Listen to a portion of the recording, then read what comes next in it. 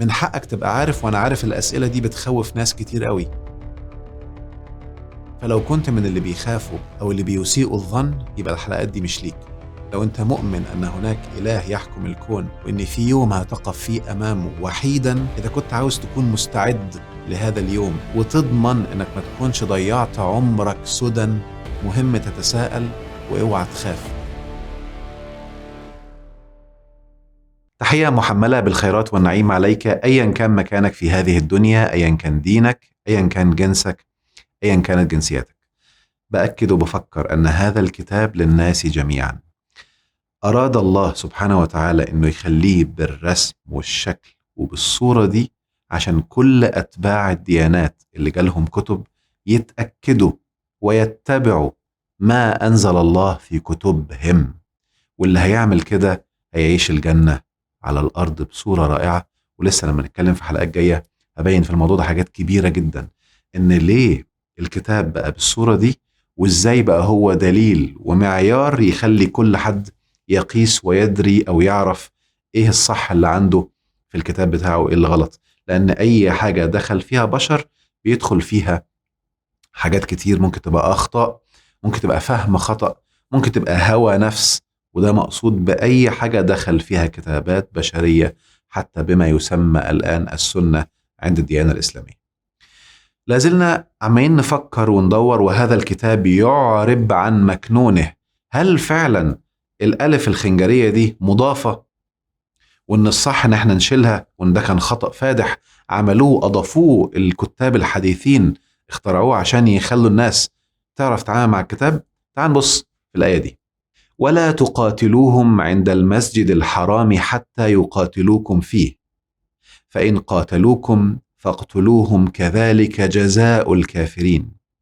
يلا معايا كده، لو هي ما فيهاش الألف الخنجرية، أصلها ما كانتش موجودة واتضافت، اقراها كده من غير الألف الخنجرية: ولا تقتلوهم عند المسجد الحرام حتى يقتلوكم فيه فإن قتلوكم فاقتلوهم كذلك جزاء الكافرين.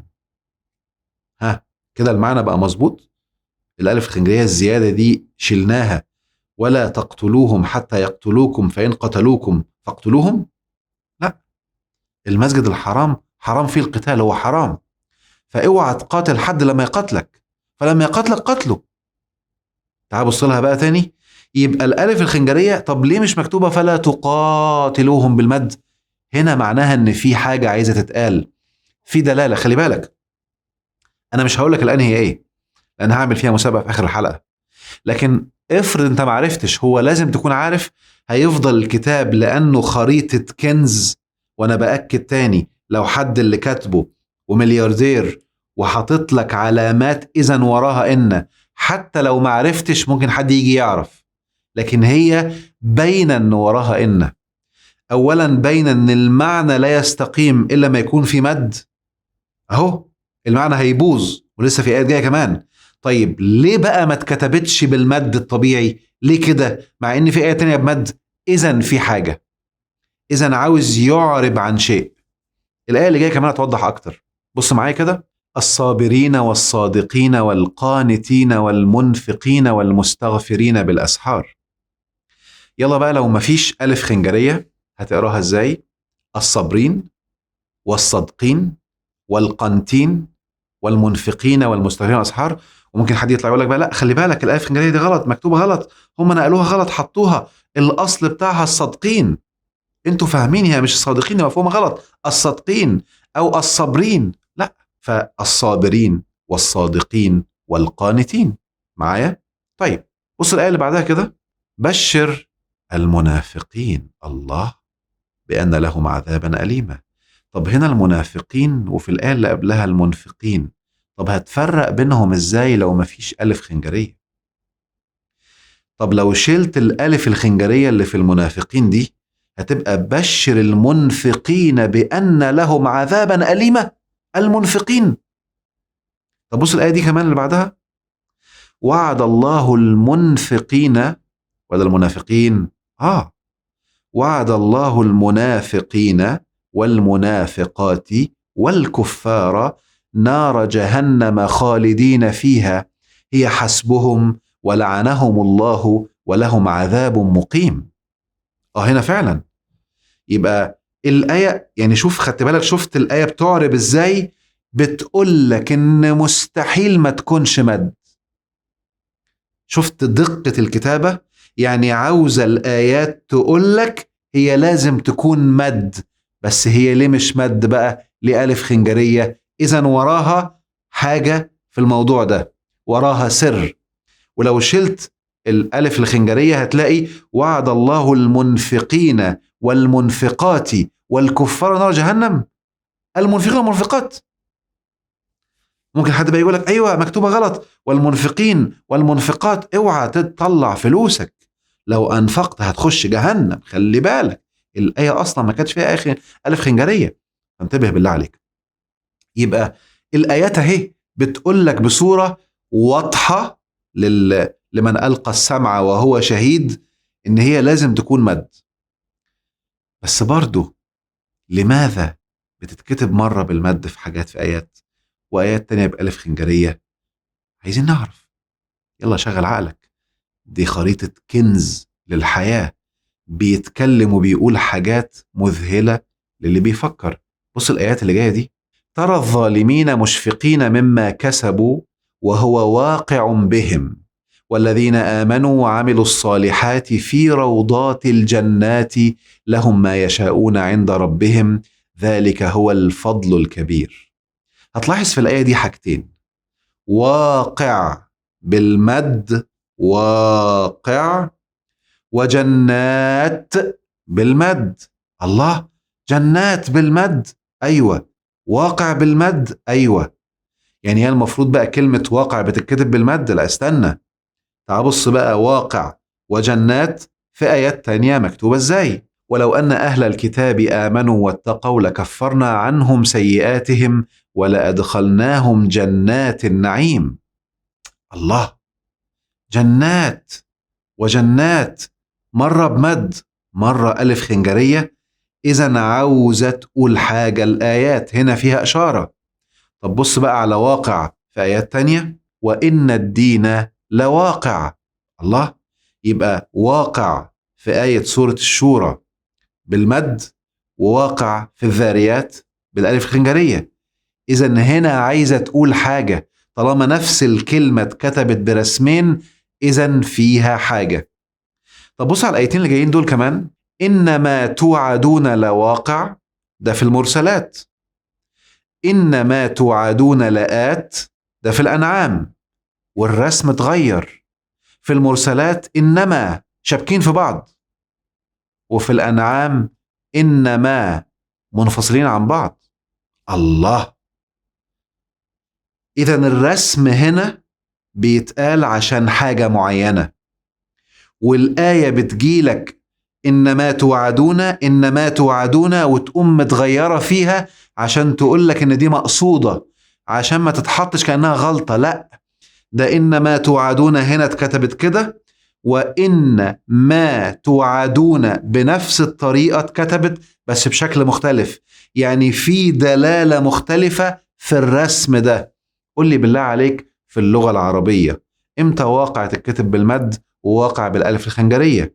امتى إنما تتكتب مشبوكة في بعض كلمة واحدة، وامتى تتكتب كلمتين؟ عشان تعرف انه ملوش علاقة باللغة العربية، ده لسان عربي يعرب عن أسرار لمن يتفكر. يلا هنعمل مسابقة.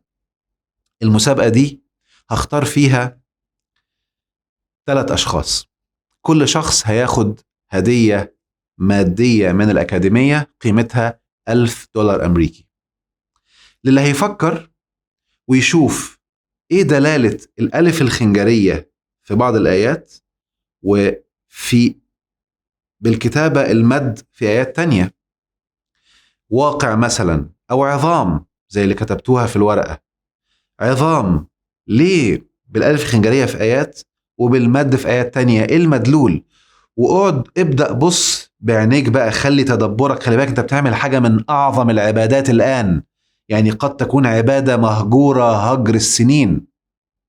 يلا، ليه الألف الخنجرية بتتكتب كده وليه بتتكتب كده؟ وطلع الإبداعات اللي عندك، وريني. هختار الناس اللي هيبعتوا على الإيميل اللي ظاهر عندك على الشاشة الآن، idea@imaraacademy.com. ابعت لي بس في الموضوع ده، ما تبعتش أي حاجة تانية. أي حاجة تانية مش هيتم النظر إليها. ده أول سؤال. لسه في كمان حاجة هقولها في الحلقة دي عشان تجاوب عليها. اللي مجاوب على اللي أنا قلته في الحلقة هو اللي هيتاخد منه الناس اللي هيفوزوا في الحلقات القادمة. هنعلن أساميهم إن شاء الله. طب التشكيل بقى، التشكيل ده هو اللي محطوط فعلا. إن في خلق السماوات والأرض.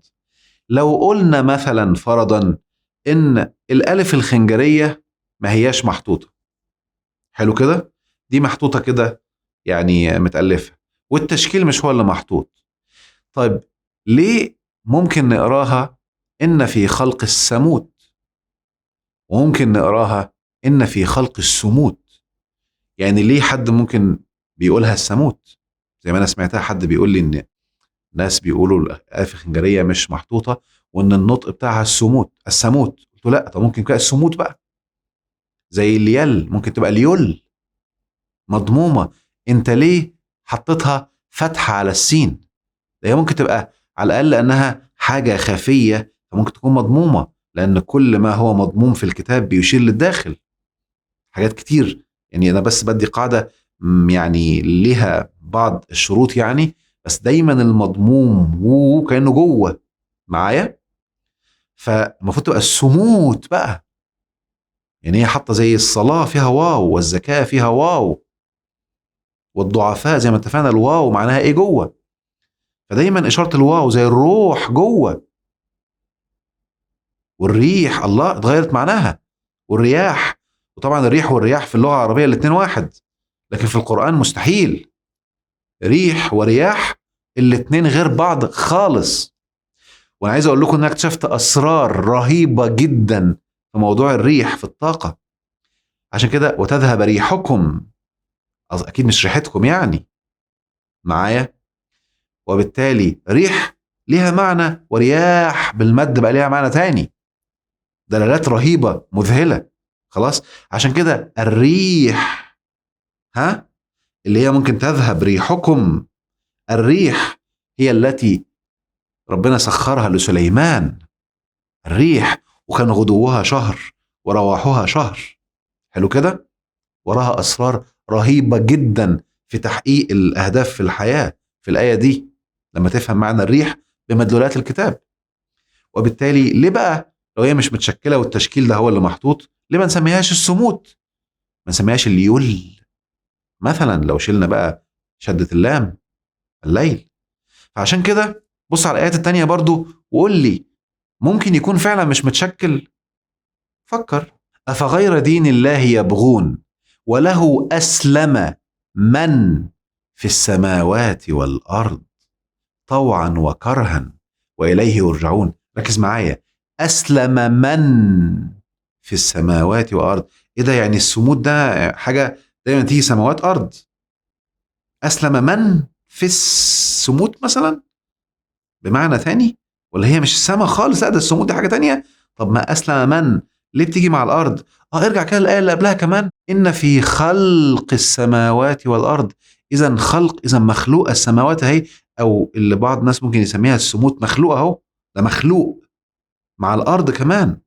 إن في خلق السماوات والأرض واختلاف الليل والنهار والفلك التي تجري في البحر بما ينفع الناس وما أنزل الله من السماء، بقت بالمد هنا اهي، الله، من ماء فأحيا به الأرض بعد موتها وبث فيها من كل دابة وتصريف الرياح والسحاب المسخر بين السماء والأرض لآيات لقوم يعقلون.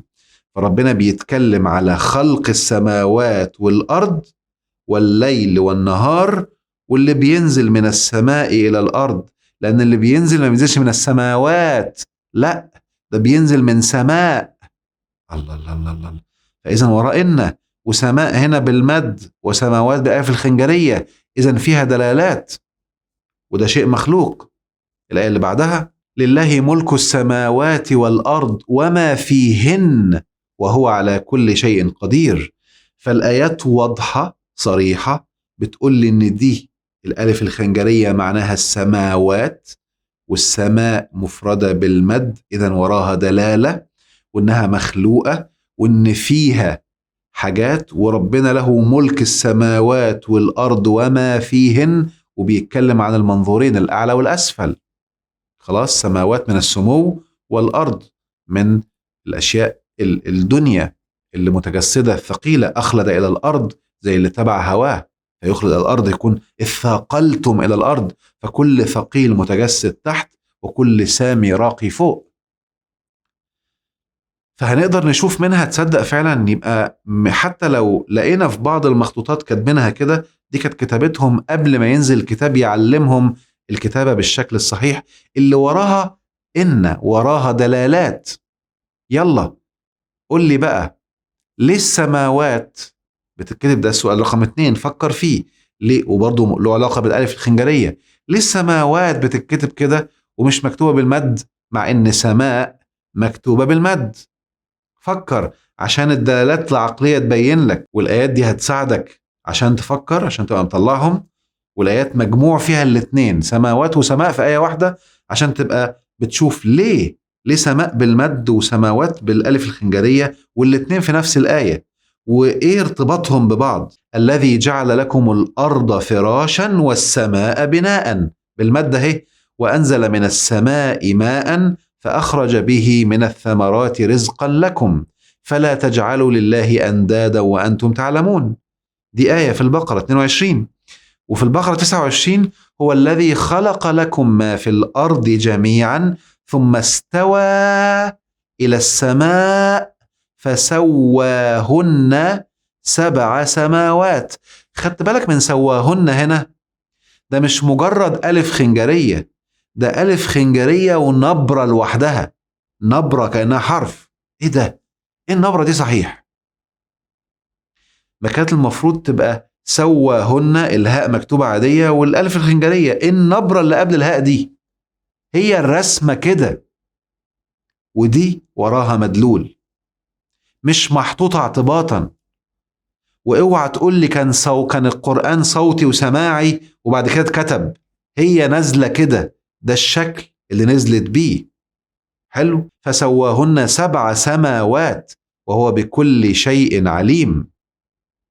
فليه بقى ثم استوى إلى السماء فسواهن 7 سماوات؟ يلا، سماء وسماوات، سيبك من نبرة عشان مش هتعرف تطلعها، أنا بصراحة ما أعرفهاش، ولكن ليها دلالة مهمة جدا في حاجات تانية. يعني كمعنى ما أعرفش معناها أو مدلولها في المعنى إيه، ولكن في الرسم بتاعها له يعني حاجة مذهلة، لازم يكون معمول كده، وهنعرفها بعد كده ليه. لازم يكون مرسوم كده، وهنعرفها بعد كده بدقة ليه. بس أنا عايزك الآن تفكر من ضمن السؤال، ليه سماء بالمد وبالمفرد، قصدي بالمد عادي، ولما تبقى بالجمع تبقى بالألف الخنجرية، عشان أساعدك تكتشف الدلالة. آخر آية في الحتة دي، فقضاهن 7 سماوات في يومين وأوحى في كل سماء أمرها وزينا السماء الدنيا بمصابيح وحفظا ذلك تقدير العزيز العليم. يلا، سماوات 7 سماوات في يومين وأوحى في كل سماء أمرها. يلا، سماء وسماوات الاتنين في نفس الآية، عشان وانت عمال تفكر وتتأمل تقدر تكتشف الدلالات. يلا بينا على آية بعد كده. ولقد أرسلنا رسلا من قبلك، دي قلناها زمان وعايزك بقى، أنا تعمدت ما أقولهالكوش عشان أحطها في المسابقة. وجعلنا لهم أزواجا وذرية وما كان لرسول أن يأتي بآية إلا بإذن الله لكل أجل كتاب بالمادة هي آية 38 في الرعد، واللي بعدها يمحو الله ما يشاء ويثبت وعنده أم الكتاب، والكتاب في الآية اللي بعدها من غير الألف الخنجرية. يلا عشان أساعدك، ده لسه في نفس السؤال. الألف الخنجرية مرة في الكتاب بمد ومرة من غير مد، في السماء بمد من غير مد، عظام بمد من غير مد، واقع بمد من غير مد. يلا، يبقى السؤال شامل الآيات دي. طلع كده وفكر من وجهة نظرك الآن يا ترى الآيات دي عايزة تقول إيه؟ خلصنا أول سؤال. السؤال التاني بقى وده مهم قوي. بص على الآية دي كده: رسول من الله يتلو صحفا مطهرة. رسول دي مفرد، يتلو واو جماعة. ليه كل الآيات اللي جت في الكتاب رسول يتلو يتلو جه وراها واو جماعة باللغة العربية؟ ليه مش يتلو بالواو بس؟ ليه ما سمي في اللغة العربية واو جماعة؟ اشمعنى؟ ايه الدلالة؟ يعني الآيات عايزة تقول لك ايه وتعرفك ان الصياغات القرآنية ملهاش علاقة باللغة العربية، ده عايزة تقول لك حاجة في الحتة دي عشان هتستفيد منها في حاجات تانية كتير. يعني عايز اقول لكم لما انا اكتشفت الموضوع ده اكتشفت في آدم معاني تانية مذهلة فادتني في شغلي، في مصطلح آدم في الكتاب، وفي مصطلحات وأسماء الرسل في الكتاب، بيديك دلالة النهاردة في الحياة اللي انت عايشها هتعمل بيها ايه. فده السؤال رقم 2. ليه؟ يلا فكر معايا وشغل عقلك. بص لها تاني كده: رسول من الله يتلو صحفا مطهرة. فده السؤال رقم 2. انا المسابقة هتبقى في السؤالين دول، ويا سلام لو انت عاوز بقى عارف مستوى رفيع لو عاوز كمان تبين لي بقى قد ايه ابداعك، يلا السؤال رقم 3 بقى ايه ده اللي هيطلع المميزين. لماذا فعل جاءوا في القرآن كله في الكتاب بقى؟ على فكرة لما نفهم الألفاظ تعرف ان القرآن له مدلول وكتاب له مدلول. انا الآن بقصد الكتاب من الجلدة للجلدة. خلاص كده؟ كل فعل جاءوا الواو فيه مش واو جماعة.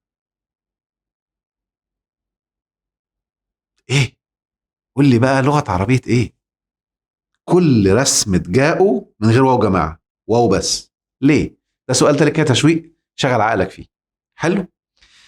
الايميل idea@عمارةacademy.com. ان شاء الله هشوف الاسئله، هختار يعني الناس اللي بعتت افكار فعلا صحيحه. انا متاكد ان حد ممكن يطلع حاجات تذهلني شخصيا. انا لو لقيت حاجه انا ما كنتش عارفها او عامل حسابي ليها هتكلم عنها وهطلع الشخص واشكره من قلبي، لان متاكد ان كل ما نستخدم عقولنا بحسب اختلافات دراستنا وبيئتنا اللي اتربينا فيها وثقافتنا هنطلع مدلولات كتير جدا، والمدلولات دي بتدي إثراء رهيب. فأنا هختار بنفسي الناس اللي جاوبوا إجابات أنا شايفها فعلا مبنية على أساس بيضيف، وبعد كده هعمل قرعة بينهم وهختار 3 أشخاص هياخدوا الجايزة. اللي ركزوا معايا بقى، اللي الجايزة قيمتها $1000، يبقى كل شخص 1000 ادي 3000. اللي هيجاوب السؤال الثالث بتاع جاءوا خلاص هيضاف اليه $1000 فهياخد $2000 لو جاوبت ال3 اسئله وطلع الاجابه بتاعتك فعلا بتدي مدلول رهيب للايات وتبرهنها لي بالايات، لان البرهان مهم لانه بيدي مدلول هنستفيد منه في فهم النص والدلاله بتاعته. حلو. ادي مسابقه ان شاء الله هنبدا نتكلم عنها الحلقات الجايه باذن الله. مش الجايه لا، يعني هقولها بعدين، الحلقات مسجله، فانا هناخد الاسئله وفي الحلقات الجايه هعلن على السوشيال ميديا ان الحلقه اللي جايه يا جماعه هي حلقه اعلان اسماء الفائزين.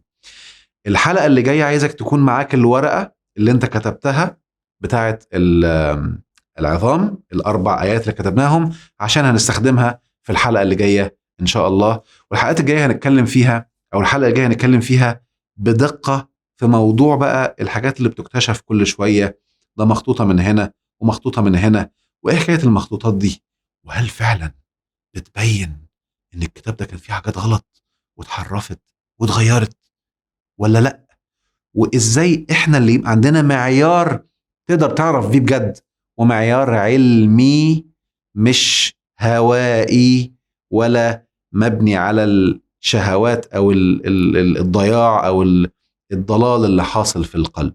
معيار علمي دقيق تقدر تعرف بيه فعلا هي كان في حاجات تحريف، حاجات غلط، ولا ايه الموضوع. اراجع الحلقه الجايه إن شاء الله.